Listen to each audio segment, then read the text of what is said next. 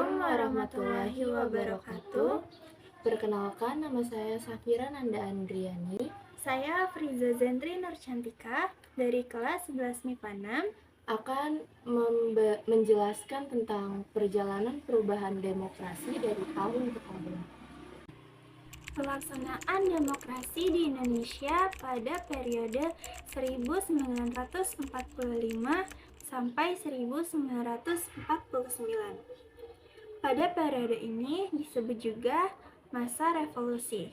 Masa revolusi kemerdekaan yaitu masa saat para pendiri bangsa dan seluruh masyarakat Indonesia berjuang secara fisik atau perang untuk mempertahankan kemerdekaan Indonesia dari serangan-serangan yang dilakukan bangsa lain. Latar belakang dilaksanakannya sistem demokrasi ini adalah karena sistem demokrasi ini sudah direncanakan pada saat sidang BPUPKI. Di dalam sidang tersebut tercatat bahwa Muhammad Yamin memasukkan unsur asas perikerakyatan dalam usulannya, dan Insinyur Soekarno memasukkan unsur asas mufakat atau demokrasi. Pada masa ini, pelaksanaan demokrasi baru terbatas pada berfungsinya pers yang mendukung revolusi kemerdekaan. Perkembangan pada periode ini yang pertama yaitu pemberian hak-hak politik secara menyeluruh. Begitu Indonesia menyatakan kemerdekaan dari pemerintah kolonial Belanda, semua warga negara yang dianggap dewasa punya hak politik yang sama, tanpa diskriminasi ras, agama, suku, dan kedaerahan. Yang kedua, lahirnya partai politik. Pembentukan sejumlah partai politik ini kemudian menjadi peletak dasar sistem kepartaian di Indonesia untuk masa-masa selanjutnya dalam sejarah kehidupan politik Indonesia. Yang ketiga, kekuasaan presiden dibatasi. Presiden yang secara konstitusional ada kemungkinan menjadi seorang diktator. Dibatasi kekuasaannya ketika KNIP dibentuk untuk menggantikan parlemen. Yang keempat, Indonesia menerapkan sistem pemerintahan parlementer yang berdasarkan pada demokrasi liberal. Yang kelima, Sultan Syahrir adalah Perdana Menteri pertama di Indonesia dan menteri-menterinya bertanggung jawab kepada Komite Nasional Indonesia Pusat.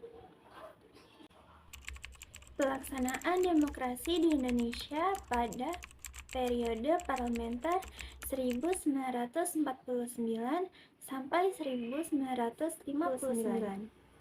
Pada periode ini terjadi 2 kali pergantian Undang-Undang Dasar, yaitu pergantian Undang-Undang Dasar 1945 dengan Konstitusi Republik Indonesia Serikat 27 Desember 1949 sampai 17 Agustus 1950.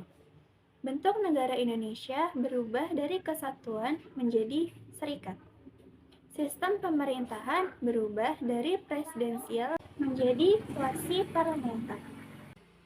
Pergantian Konstitusi Republik Indonesia Serikat dengan Undang-Undang Dasar sementara UUDS 1950, 17 Agustus 1950 sampai 5 Juli 1959. Bentuk negara Indonesia kembali berubah menjadi negara kesatuan. Sistem pemerintah menganut sistem parlementer. Ada 6 indikator ukuran kesuksesan pelaksanaan demokrasi pemerintahan parlementer.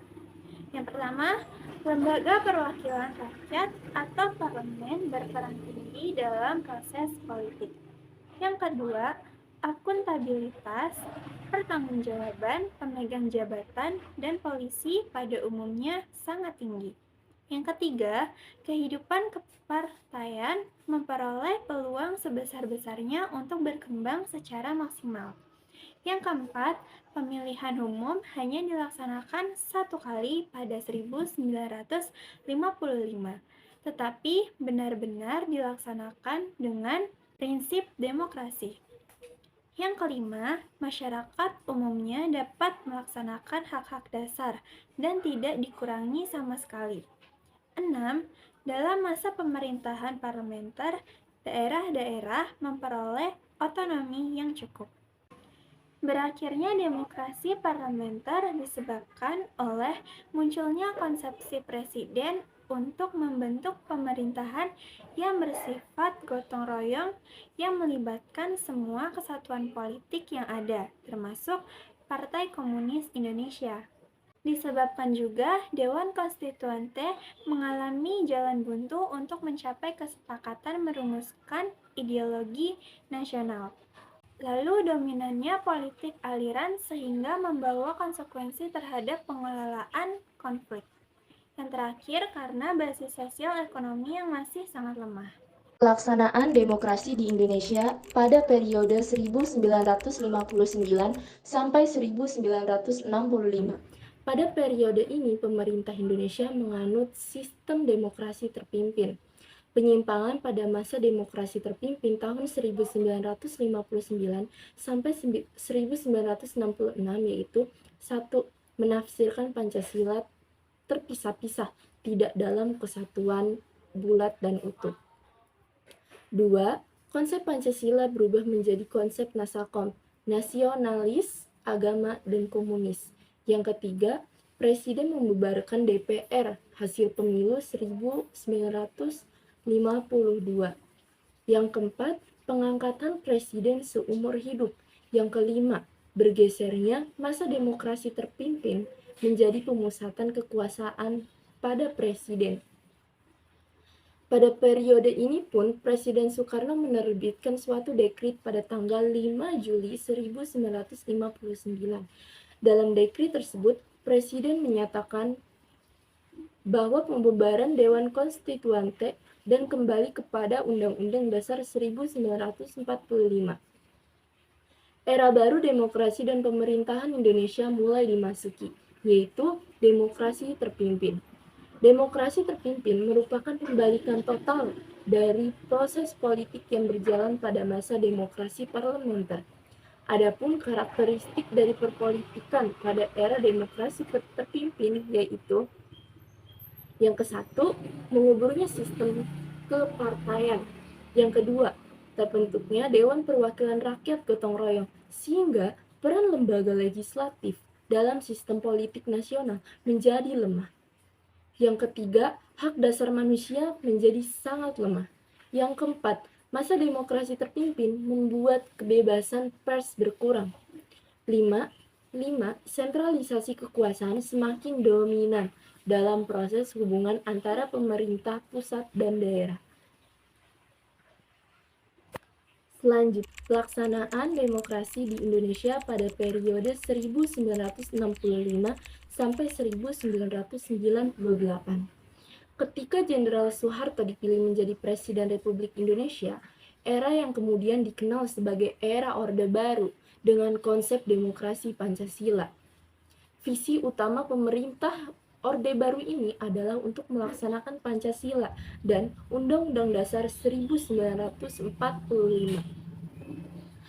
Dalam perjalanan pemerintahan politik Orde Baru, kekuasaan presiden menjadi pusat dari seluruh proses politik di Indonesia. Pelaksanaan nilai-nilai Pancasila secara murni dan konsekuen hanya dijadikan alat politik penguasa belaka. Kenyataan yang terjadi di demokrasi Pancasila sama dengan kediktatoran. Untuk lebih jelasnya, berikut ini saya akan memaparkan karakteristik demokrasi Pancasila pada masa Orde Baru. Pertama, rotasi kekuatan eksekutif boleh dikatakan sangat kecil terjadi. Yang kedua, rekrutmen politik bersifat tertutup. Rekrutmen politik yaitu 8 proses pengisian jabatan politik di dalam penyelenggaraan pemerintahan negara. Pada masa Orde Baru, sistem rekrutmen politik tersebut bersifat tertutup, kecuali anggota DPR yang berjumlah 400 orang, dipilih melalui pemilihan umum. Yang ketiga, pemilihan umum. Pada masa pemerintahan Orde Baru, pemilihan umum telah dilangsungkan sebanyak 6 kali dengan frekuensi yang teratur, setiap 5 tahun sekali. Keempat, pelaksanaan hak dasar warga negara. Pelaksanaan demokrasi dari tahun 1998 sampai sekarang. Penyimpangan-penyimpangan yang terjadi pada masa pemerintahan Orde Baru pada akhirnya membawa Indonesia pada krisis multidimensi yang diawali dengan badai krisis moneter yang tidak kunjung reda. Krisis moneter tersebut membawa akibat pada terjadinya krisis politik. Tingkat kepercayaan rakyat kepada pemerintahan begitu kecil. Tidak hanya itu, kerusuhan hampir terjadi di semua bumi Nusantara. Akhirnya, pada hari Kamis tanggal 21 Mei 1998, Presiden Soeharto bertempat di Istana Merdeka, Jakarta, menyatakan berhenti sebagai presiden dan dengan menggunakan pasal 8 Undang-Undang 1945. Presiden Soeharto segera mengatur agar Wakil Presiden Habibie disumpah sebagai penggantinya di hadapan Mahkamah Agung.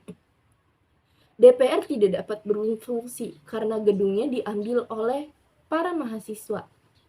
Saat itu, kepemimpinan nasional segera beralih dari Presiden Soeharto kepada Presiden Habibie. Hal ini merupakan jalan baru demi terbukanya proses demokratisasi di Indonesia, kendati diliputi oleh kontroversi tentang status hukumnya. Pemerintah Presiden Habibie mampu bertahan selama 1 tahun. Dalam masa pemerintahan Presiden Habibie inilah muncul beberapa indikator pelaksanaan demokrasi di Indonesia. Pertama, diberikan ruang kebebasan pers sebagai ruang publik untuk berpartisipasi dalam berbangsa dan bernegara. Yang kedua, diberlakukannya sistem multipartai dalam pemilu tahun 1999. Demokrasi yang diterapkan negara kita pada era reformasi ini adalah demokrasi Pancasila.